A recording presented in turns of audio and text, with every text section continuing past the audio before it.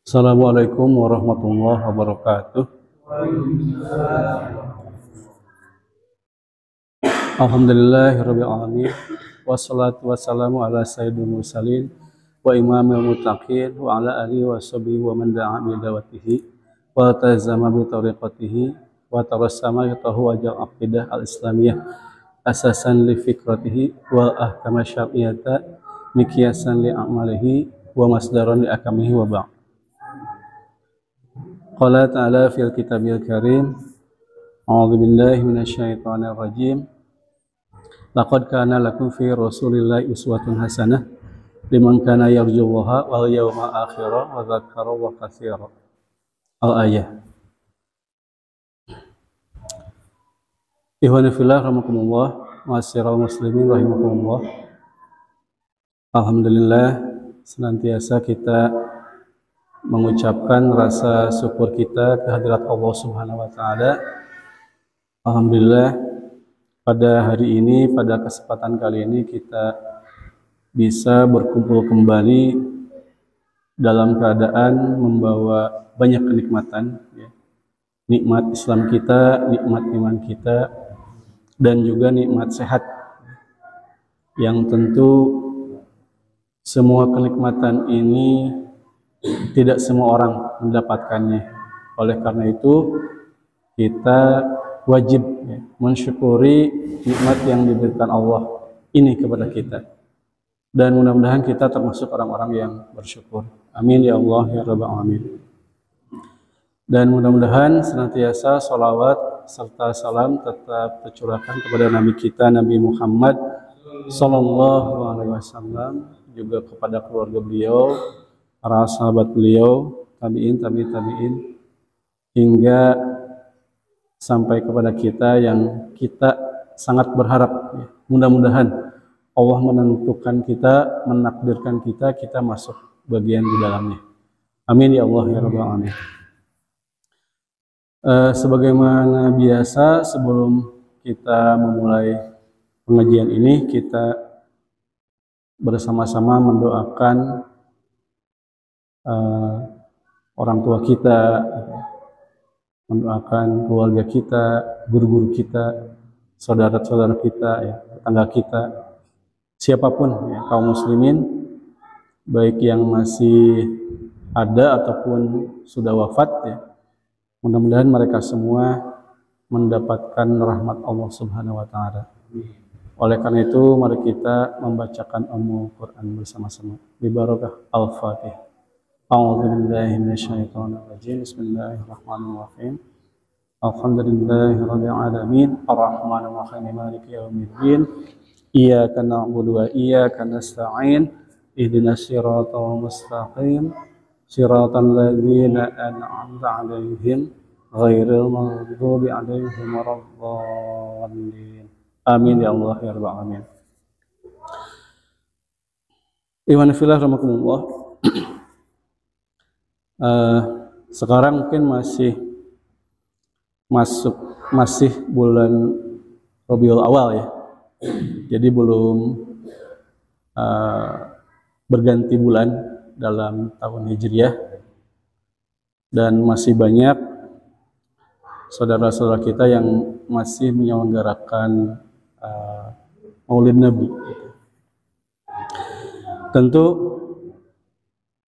bulan Rabiul Awal ini yang mungkin kita kenal, ya, dengan peristiwa kelahiran Nabi Muhammad SAW. Kelahirannya sebetulnya merupakan karunia. Jadi karunia dari Allah Subhanahu wa taala. Jadi kita memang wajib bergembira, gitu. Dari sisi kelahiran Nabi Muhammadnya wajib bergembira. Karena dengan kelahiran Nabi Muhammad kita bisa berislam. Kita bisa beriman kepada Allah Subhanahu wa taala. Kita bisa belajar Al-Quran, kemudian memahaminya, melaksanakannya, untuk supaya dengan Al-Quran yang kita pahami itu kehidupan menjadi terarah, ya, tidak sesat. Gitu. Sehingga wajib ya bagi kita untuk senantiasa bergembira terhadap adanya Rasulullah, kelahiran beliau Muhammad SAW. Di dalam surat Ali Imran ya 164 ya, Allah Subhanahu wa taala berfirman, a'udzubillahi minasyaitonirrajim, laqad manallahu 'alal mu'minina idz ba'atsa fihim rasulan min anfusihim yatlu 'alaihim ayatihi wa yuzakkihim wa yu'allimuhumul kitab wa hikmah wa in kanu min qablu lafi dhalalim mubin. Yang artinya kurang lebih, sungguh Allah telah memberi kaum mukmin karunia ketika Dia mengutus seorang Rasul Muhammad di tengah-tengah mereka dari kalangan mereka sendiri. Ia membacakan kepada mereka ayat-ayatnya, menyucikan jiwa mereka, serta mengajari mereka Alkitab yaitu Al-Quran dan hikmah yaitu As-Sunnah, meskipun sebelumnya mereka benar-benar dalam kesesatan yang nyata. Jadi ternyata adanya Rasulullah, kelahiran beliau, itu menjadikan kita semua hingga saat ini ya, tidak dalam kesesatan. Karena kan di sini disebutkan sebelumnya mereka benar-benar dalam kesesatan sebelum ada Rasulullah Muhammad SAW. Dan ini adalah karunia. Ya. Jadi laqad manallahu. Jadi sungguh Allah telah memberikan karunia ya, alal mu'minin, kepada orang-orang yang beriman. Jadi adanya Rasulullah itu karunia dari Allah Subhanahu wa taala. Jadi wajib bergembira ya. Wajib bergembira atas kelahiran beliau. Abu Lahab saja bergembira. Jadi Abu Lahab itu saking bergembiranya dia ketika Rasulullah itu ketika Nabi Muhammad itu lahir, itu mengundang makan besar-besaran ya, di Mekah itu. Jadi kemudian memerdekakan budak. Yang namanya memerdekakan budak itu kan sangat berat ya. Tapi karena kelahiran Nabi Muhammad dan dia bergembira, maka budaknya dimerdekakan. Itu saking bergembiranya. Makanya menurut riwayat ya, Abu Lahab itu di neraka itu akan diringankan siksanya setiap hari Senin ya, bertepatan dengan hari Rasulullah lahir gitu. Itu dengan bergembiranya saja tapi tidak beriman itu mendapatkan keringanan di neraka gitu, apalagi kita mengikuti beliau gitu ya. Ini sungguh luar biasa ya. Jadi dengan adanya beliau itu kita wajib bergembira ya. Kemudian yang kedua, di samping bergembira, tentu tidak hanya bergembira saja seperti Abu Lahab, tapi juga kita wajib mencintai beliau. Jadi kita wajib mencintai Rasulullah Muhammad SAW.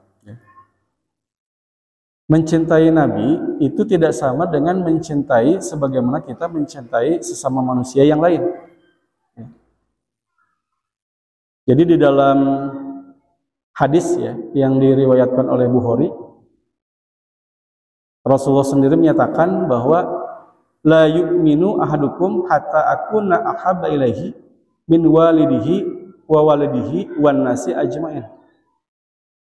Jadi tidak beriman salah seorang di antara kalian hingga ia menjadikan aku lebih dia cintai daripada orang tuanya, daripada anak-anaknya gitu ya, dan segenap manusia gitu ya. Jadi hatta akuna ahabba ilaihi, jadi hingga apa? Aku lebih dia cintai gitu ya. Min walidihi ya. Daripada orang tuanya, walidihi ya anak-anaknya, ya. Wa nasi ajmain dan manusia seluruhnya. Jadi itu harus Rasulullah itu harus lebih dicintai daripada itu semua. Jadi syaratnya begitu kalau cinta Rasulullah itu. Jadi berbeda dengan kecintaan terhadap manusia yang lain. Oleh karena itu, ya, yang berikutnya adalah yang ketiga, ketika gitu ya, ketika ada seseorang yang mencintai Nabi, tetapi lebih rendah daripada cinta kepada yang lain, atau bahkan mungkin tidak mencintai Nabi, ya. Mencintai Nabi yang ternyata ya lebih rendah dari kecintaan kita kepada yang lain, termasuk harta misalkan, maka itu akan mendapatkan ancaman dari Allah Subhanahu wa taala. Jadi ada ancaman yang luar biasa yang disampaikan ya oleh Allah Subhanahu wa taala ya di dalam surat At-Taubah ya, ayat 24. Di sini Allah Subhanahu wa taala berfirman, "A'udzubillahi minasyaitonirrajim. Qul in kana aba'ukum wa abna'ukum wa ikhwanukum wa azwajukum wa ashiratukum wa amwalun iqtaraftumuha wa tijaratun tahshawna kasadaha wa masakinu tardawnaha ahabba ilaikum minallahi wa rasulih wa jihadin fi sabilih fatarabbasu hatta ya'tiyallahu bi amrih wallahu la yahdil qauma fasiqin." Ya, di ayat terakhir ini fatarabbasu hatta ya'tiyallahu bi amrih. Ini kalimat ancaman. Yang artinya kurang lebih katakanlah jika bapak-bapak kalian, anak-anak kalian, saudara-saudara kalian, istri-istri kalian dan keluarga kalian, juga harta kekayaan yang kalian usahakan, perniagaan yang kalian khawatirkan kerugiannya, dan tempat tinggal yang kalian sukai, ya rumah-rumah mewah mungkin, atau villa-villa yang punya villa, lebih kalian sukai ya, daripada Allah dan Rasulnya, serta dari jihad di jalannya, maka tunggulah ya, sampai Allah mendatangkan keputusan azabnya. Fatarabbasu hatta ya'tiyallahu bi amri. Dan Allah tidak memberikan petunjuk kepada kaum yang fasik. Wallahu la yahdil qauma fasiqin. Jadi orang-orang yang apa ya? Cinta kepada hartanya, cinta kepada yang lain melebihi cintanya kepada Nabi, itu ya orang-orang yang fasik ya. Orang fasik itu kan orang-orang yang selalu dan senantiasa atau gemar berbuat maksiat. Jadi misalkan ketika aduh saya lagi nggak punya uang, saya harus bekerja keras misalkan, kemudian lupa sholat sampai ketinggalan.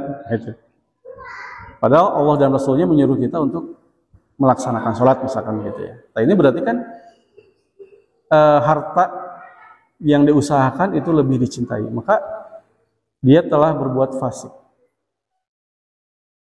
Ya, dan itu mungkin berulang-ulang. Ya.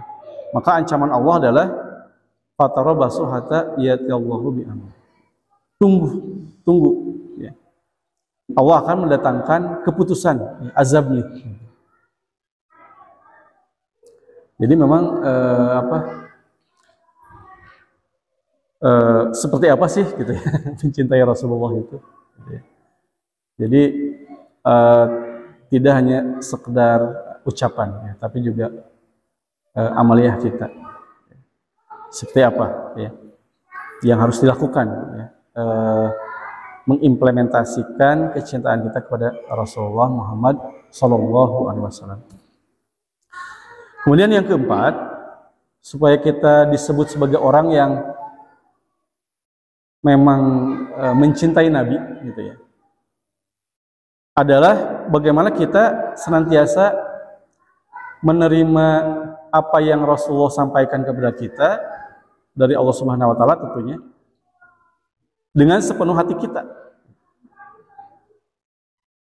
Nah, kan di dalam surat ya di mana Allah Subhanahu wa taala berfirman, "Fala wa rabbika la yu'minuna hatta yuhaqqimuka fima shajara bainahum, tsumma la yajidu fi anfusihim harajan mimma qadaita wa yusallimu taslima."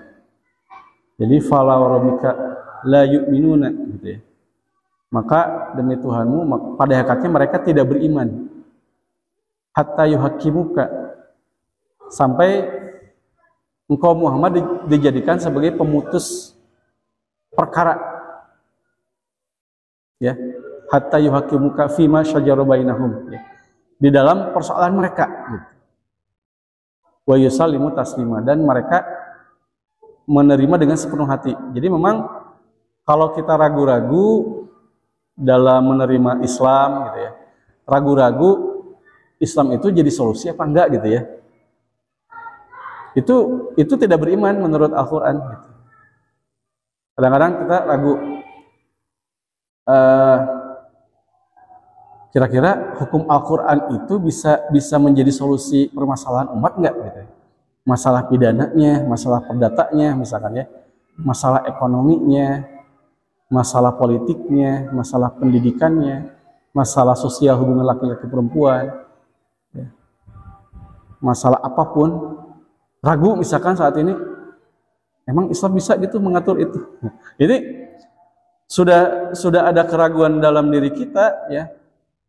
Sedangkan persoalan umat itu selalu ada dan faktanya memang banyak sekali. Kemudian kita ragu Islam menjadi solusi. Ya udah gitu ya.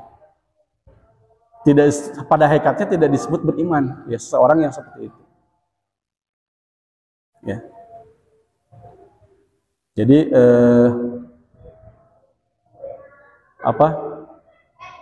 kita harus yakin 100% bahwa Islam itu bisa loh mengatur, berikan loh kepada Islam kesempatan ya untuk mengatur kehidupan ini gitu.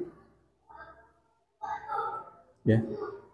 Bahkan lebih banyak orientalis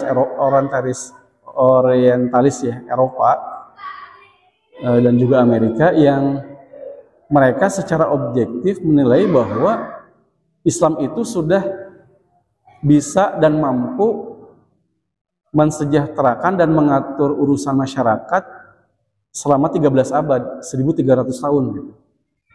Ya, kita pernah misalkan ada H.R. Gibbs, ya, orientalis Eropa. Kemudian ada bahkan yang abad-abad sekarang itu Annemarie Schimmel, ya.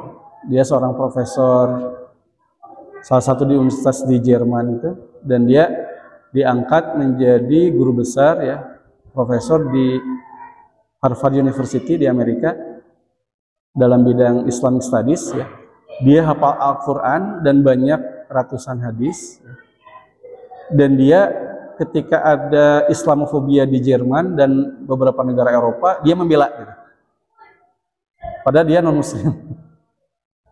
Dan dia memuji Islam dan memuji Nabi Muhammad, bahwa sosok Nabi Muhammad itu adalah sosok yang sudah memberikan pedoman hidup ya, dengan Al-Qur'annya itu yang bisa menyelesaikan persoalan umat selama 13 abad.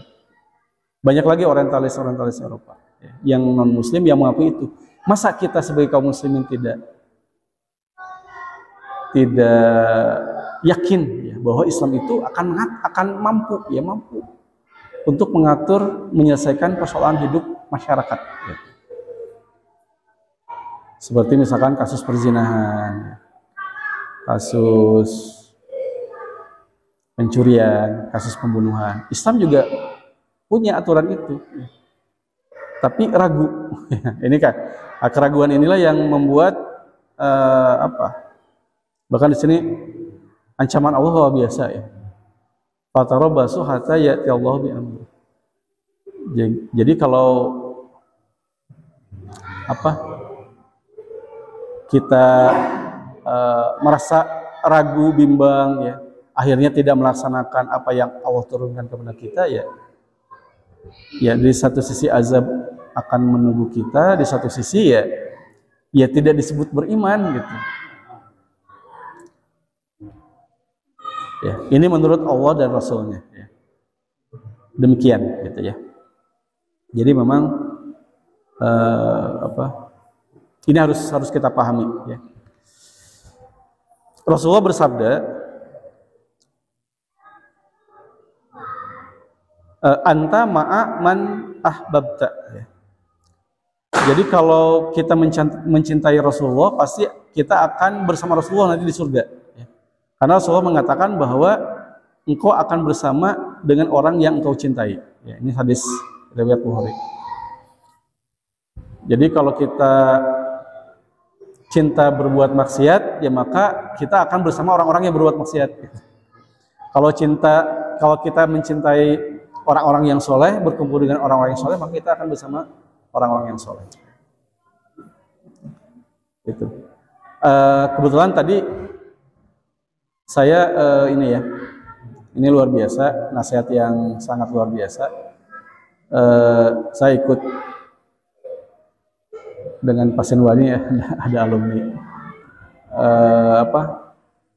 mendengarkan ceramahnya Abu Ya, Kiai Haji Muhtar. Ya. Jadi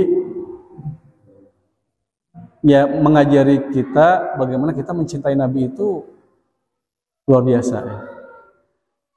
Dan memang ketika kita mencintai Nabi itu dalam perilaku kehidupan kita pasti akan banyak tantangannya. Ya. Banyak godaannya. Ya. Karena mencintai Nabi itu tidak hanya sekedar kita memperingati kelahirannya, gitu. Tapi bagaimana Allah dan Rasulnya itu sudah membuat perangkat aturan yang lengkap, Al-Quran dan penjelasannya Sunnah, ya, itu lengkap sekali, ya.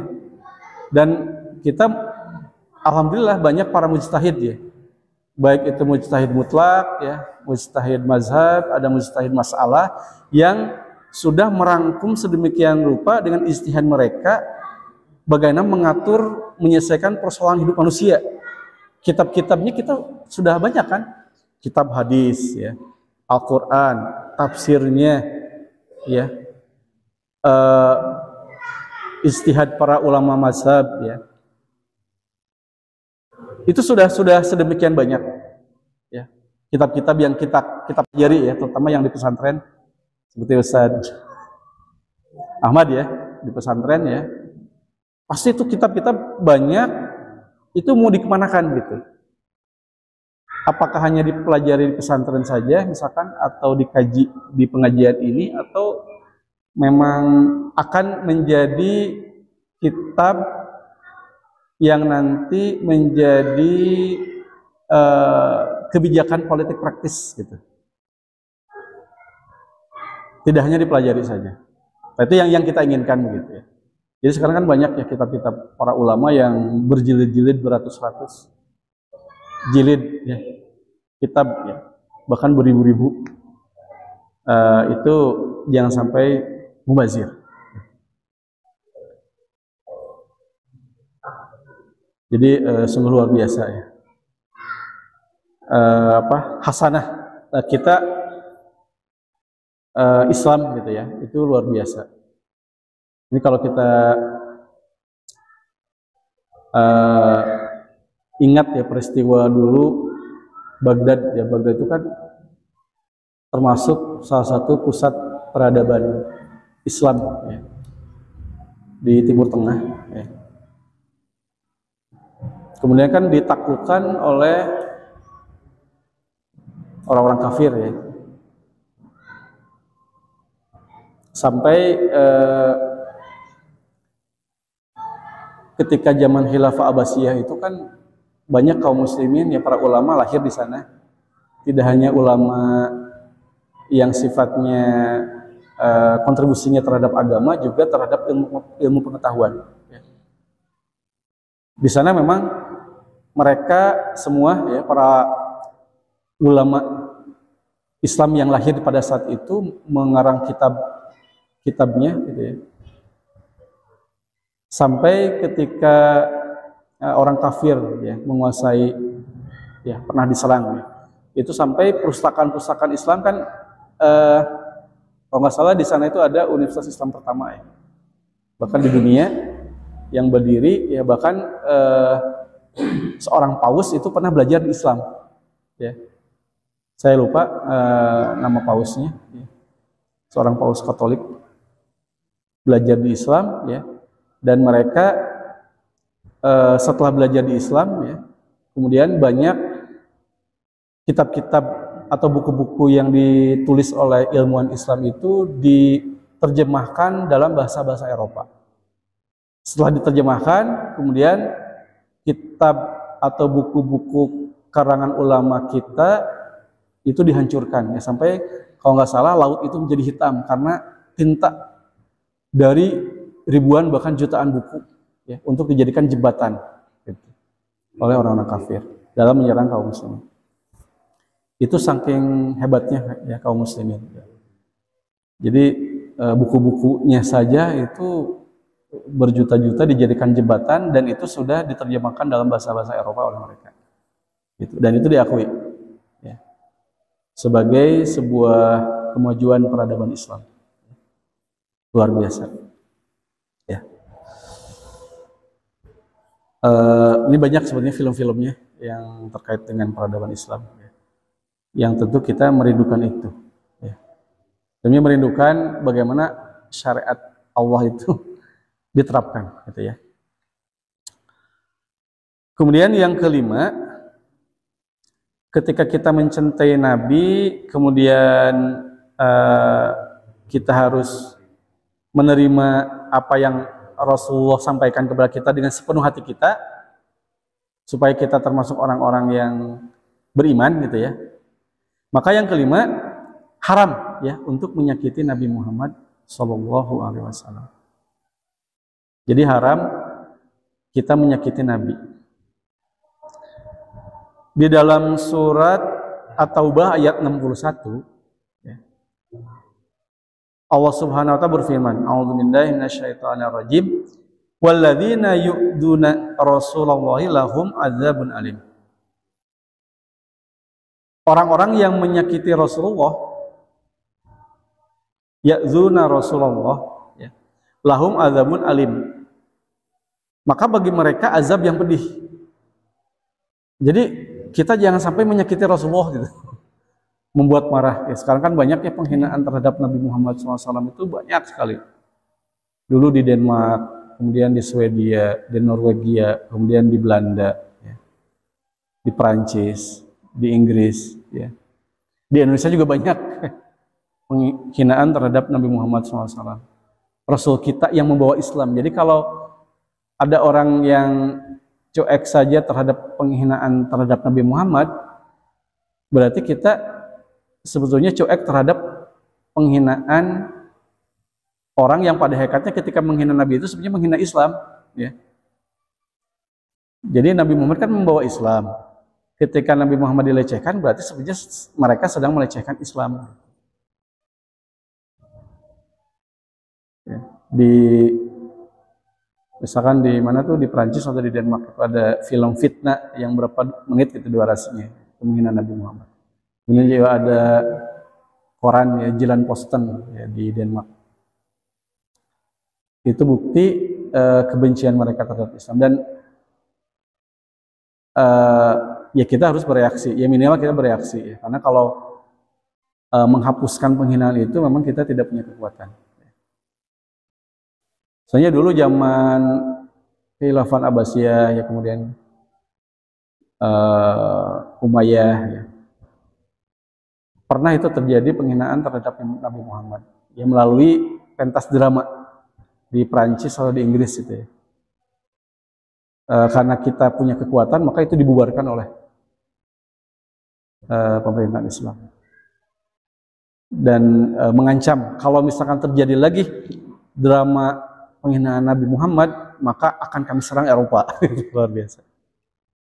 Ya, tapi sekarang Islam, ya sekarang kan di Palestina sekarang udah mulai tersebar ya penyerangan kaum muslimin. Ya, udah mulai ke Suriah, Lebanon, ya, ke Irak, ya, ke Yaman, ya, itu sudah mulai itu. Ya, ada yang mengatakan bahwa ini mungkin awal mula perang dunia ketiga. Tapi wallahu alam ya, wallahu alam ya. Apakah akan terjadi perang dunia ketiga apa tidak? Ya. Tapi ya bagi kita mah itu bukan sebuah masalah. Tapi yang menjadi masalah adalah kita di pihak mana dengan peristiwa yang di Palestina itu tidak selesai-selesai. Ya. Iwan fillah rahimakumullah. Ada sebuah peristiwa yang dituturkan oleh Ummul Mukminin ya, Siti Aisyah radhiyallahu anha. Jadi pernah suatu ketika Rasulullah itu datang menemui Siti Aisyah. Dan Rasulullah datang ke Siti Aisyah itu dalam keadaan marah. Kemudian Siti Aisyah berkata kepada Rasulullah, "Siapa sih yang telah membuat engkau marah ya Rasulullah?" Dan Siti Aisyah mengancam, semoga mereka yang menyakiti Rasulullah, yang membuat Rasulullah marah, itu masuk neraka. Ya, ini hadis riwayat Muslim. Sampai kemudian ketika Rasulullah ditanya oleh Siti Aisyah, siapa sih yang membuat Rasulullah marah? Rasulullah mengatakan, awama sya'arti anni amartun nasa bi amrin. Bagaimana perasaanmu, ya kata Rasulullah ini kepada Siti Aisyah, bagaimana perasaanmu ketika aku memerintahkan orang dengan suatu perintah, ya, faidahum yataradadun, kemudian mereka bimbang, ragu atas perintah yang aku berikan kepada mereka, gitu. Jadi Rasulullah itu datang kepada Siti Aisyah dalam keadaan marah. Kemudian ditanya oleh Siti Aisyah, gitu kan, siapa yang membuat engkau marah dan apa yang membuat engkau marah? Ya mudah-mudahan yang membuat engkau marah, yang menyakiti engkau itu masuk neraka, kata Siti Aisyah. Kemudian Rasulullah menjawab, wahai Siti Aisyah, gitulah bahasa umumnya, bagaimana perasaanmu, ini kepada Siti Aisyah Rasulullah, jika ada orang yang aku perintahkan kepada orang tersebut, orang itu bimbang, ragu terhadap perintahku, gitu. Itu yang membuat aku sakit dan marah, gitu. Nah sekarang Rasulullah kan menyampaikan Al-Quran, menjelaskan dengan hadis beliau, gitu kan. Kemudian perintah Allah dan perintah Rasul itu kita ragu, gitu, bimbang. Ini kita kira kalau Rasulullah sekarang ada, Rasulullah marah apa tidak? Pasti marah. Dan ini diancam oleh Siti Aisyah dan didoakan oleh Siti Aisyah, orang yang ragu terhadap Al-Quran, apa yang Allah sampaikan, bahkan menentang, menolak hukum Allah. Ini Siti Aisyah mendoakan, mudah-mudahan mereka masuk neraka. Ya. Ini kita ragu terhadap hukum Allah saja, itu didoakan oleh Siti Aisyah, mudah-mudahan masuk neraka, gitu. Apalagi menolaknya. Ragu terhadap hukum Islam saja menjadi solusi, itu Siti Aisyah itu mendoakan supaya mereka itu masuk neraka, gitu. Nah, masalahnya kita ragu dan bimbang nggak bahwa Islam itu solusi kehidupan, gitu. Kalau kita ragu, bimbang, khawatir, ini terkena doa Siti Aisyah. Kita didoakan oleh Siti Aisyah, mudah-mudahan masuk neraka, gitu. Nauzubillah min dzalik. Ya, ini ragu. Kalau ragu, kalau menolak nggak tahu ya. Ya pasti lebih dari itu. Ya. Kemudian yang keenam, maka dengan mencintai Nabi Muhammad SAW, kita berarti harus taat kepada beliau, kepada Allah dan beliau sebagai Rasul. Di sini ditegaskan oleh Rasulullah ya, di dalam hadis riwayat Bukhari.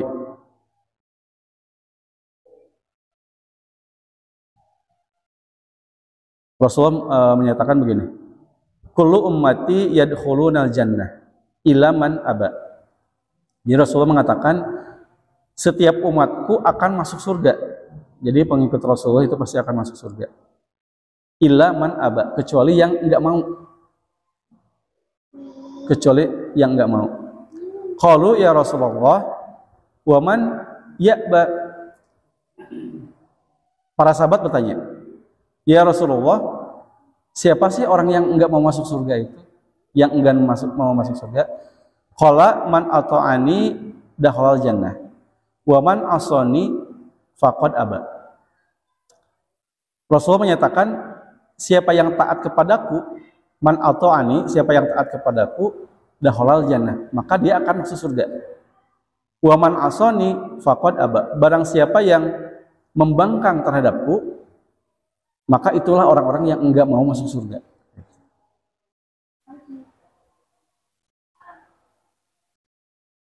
Jadi memang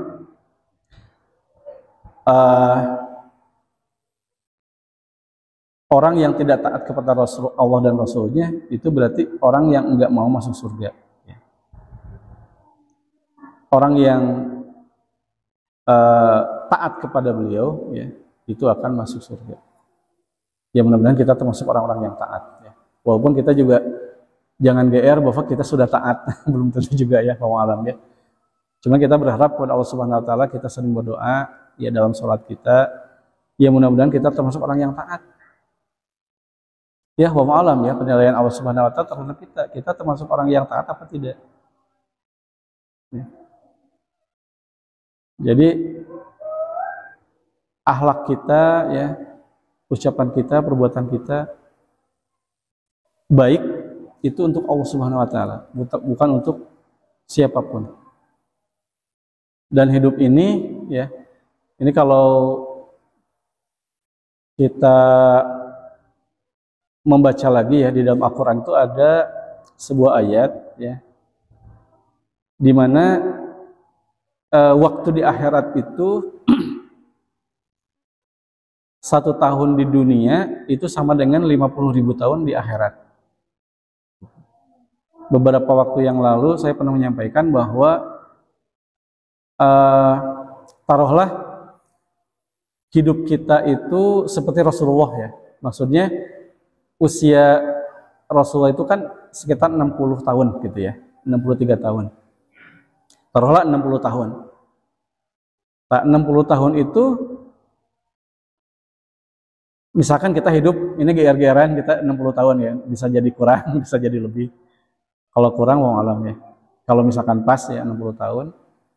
Kita misalkan yang dihisabnya berapa tahun kalau kita hidup 60 tahun. Tentu ada masa kita belum balik. Taruhlah kalau dihitung itu masa belum balik kita itu 15 tahun rata-rata ya, menurut ilmu fikih itu rata-rata, walaupun yang balik itu bisa kurang dari 15 tahun ya. Taruhlah rata-rata 15 tahun ya. Berarti 60 tahun dikurangi 15 tahun ada 45 tahun. Nah, 45 tahun kita hidup di dunia itu ada masa kita melakukan sesuatu yang Allah tidak menghisab kita. Misalkan tidur kita. Ya, taruhlah tidur kita itu kalau dihitung-hitung 8 jam per hari dalam masa 60 tahun, 15 tahun. Berarti 45 kurangi 15 tahun. Berarti tinggal 30 tahun lagi yang dihisab nih oleh Allah Subhanahu Wa Taala. Nah, 30 tahun itu kalau 1 tahun di dunia itu sama dengan 50.000 tahun akhirat, dihitung-hitung itu sama dengan kita itu sama dengan hidup kalau waktu akhirat ya 2 menit 1 detik. Jadi hidup kita itu sebentar banget ya, 2 menit 1 detik. Tapi 2 menit 1 detik ini akan menentukan kita itu selamat apa tidak di akhirat selamanya. Gitu. Jadi Masa sebelum kita lahir itu unlimited, tidak terbatas. Masa di dunia 2 menit 1 detik, masa di akhirat unlimited, tak berbatas. Tapi 2 menit 1 detik ini menentukan kita bahagia atau tidak di akhirat gitu. Ini saya kadang-kadang ngeri gitu ya. Mengerikan, aduh kumaha ya. Ini diri saya sendiri ya, maksudnya. Hidup saya itu udah ibadah kepada Allah kurang baik ya. Udah sesama manusia saya belum maksimal berbuat apa yang Allah inginkan gitu kan. Di dalam pikiran saya masih ada prasangka buruk. Ya. Kadang-kadang perbuatan kita ini saya ya, bukan teman-teman. Kadang-kadang di dalam diri saya mungkin ada yang seharusnya itu adalah untuk Allah, tapi saya ingin ini untuk manusia. Jadi banyak ya sekali amaliyah qalbiyah kita ya, amaliyah zuhiriyah kita gitu ya. Itu masih belum gitu ya, masih belum terstandarisasi ya, oleh aturan Allah Subhanahu wa taala. Jadi ini sungguh luar biasa ya. Jadi waktu yang sebentar ini 2 menit 1 detik ini mudah-mudahan kita bisa mengoptimalkan, memaksimalkan ya. Amin ya Allah ya Rabbal alamin. Kita selalu ya dalam sholat kita itu ya Allah jadikanlah aku itu termasuk orang-orang yang bisa memanfaatkan waktu hanya ibadah kepadamu, jangan ada sedikit pun dosa, walaupun dosa jadikanlah aku termasuk orang-orang yang bertaubat gitu. Ya. Karena tidak mungkin ya kita itu tidak punya dosa itu nggak mungkin ya. Tapi orang ingin selalu bertobat ya. Jadi sahabat Rasulullah itu bukan bebas dari dosa ya. Mungkin kita pernah mendengar sahabat yang bernama Nuaim. Nuaim itu adalah orang yang sering mabuk gitu. Sahabat Rasulullah itu. Jadi beliau itu sahabat Rasulullah yang mantan atau alumni jihad Badar gitu. Dan Rasulullah mengatakan bahwa orang-orang yang alumni perang Badar itu, mereka yang masih hidup itu dijamin masuk surga gitu. Apapun yang diperbuat oleh para sahabat setelah itu Allah akan mengampuni. Dan Nuaim itu pernah beberapa kali mabuk dan itu dicambuk oleh Rasulullah 40 sampai 60 cambukan. Dan di dalam Islam itu kan kalau sudah dicambuk itu diampuni dosanya oleh Allah gitu kan. Di akhirat tidak akan ditutup lagi. Kemudian para sahabat banyak yang mencaci, dia Nuaim itu orang pemabuk dan sebagainya. Rasulullah marah, jangan engkau mencaci maki orang ini. Alasannya apa? Pertama, dia alumni perang Badar yang dijamin masuk surga. Yang kedua, dia masih ada dalam hatinya mencintai aku dan Allah katanya. Gitu ya. Yaitu Nuaim. Ya.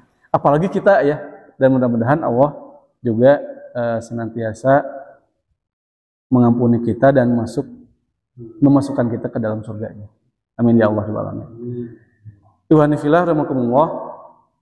Karena sudah bel. Ya ini masih ada beberapa yang ingin saya jelaskan ya, tapi sudah waktunya Isya ya. Closing statementnya adalah ya artinya mencintai Nabi itu harus kita implementasikan dalam tingkah laku kita ya. Dan mencintai Nabi itu supaya kita termasuk orang yang beriman harus dengan sepenuh hati. Dengan sepenuh hati itu maksudnya apa ya? Wa yusallimu taslima. Menerima dengan sepenuh hati itu adalah kita juga menjadikan hukum Allah itu sebagai pedoman hidup bagi kita. Dan mudah-mudahan Allah memberikan kekuatan kita untuk senantiasa perbuatan kita itu selalu ya dalam rel hukum Allah. Ya. Tidak menyimpang. Kalaupun menyimpang, mudah-mudahan Allah mengampuni dosa-dosa kita dan Allah senantiasa memberikan kekuatan kepada kita supaya termasuk orang-orang yang bertaubat. Ya, dan mudah-mudahan kita mati dalam keadaan husnul khotimah. Ya, amin amin amin amin amin ya Allah ya Allah amin. Demikian yang bisa disampaikan. Wallahu a'lam bishawab. Ya, segala kesalahan tentu datang dari saya sendiri dan kebenaran tentu datang dari Allah Subhanahu Wa Taala. Kita tutup saja majelis kali ini dengan hamdalah bersama-sama, istighfar kepada Allah Subhanahu Wa Taala dan doa akhir majelisnya. Alhamdulillahirabbil alamin. Astaghfirullahaladzim. Subhanakallahumma wa bihamdika asyhadu an la ilaha illa anta astaghfiruka wa atubu ilaik. Ihdinas siratal mustaqim. Assalamualaikum warahmatullahi wabarakatuh.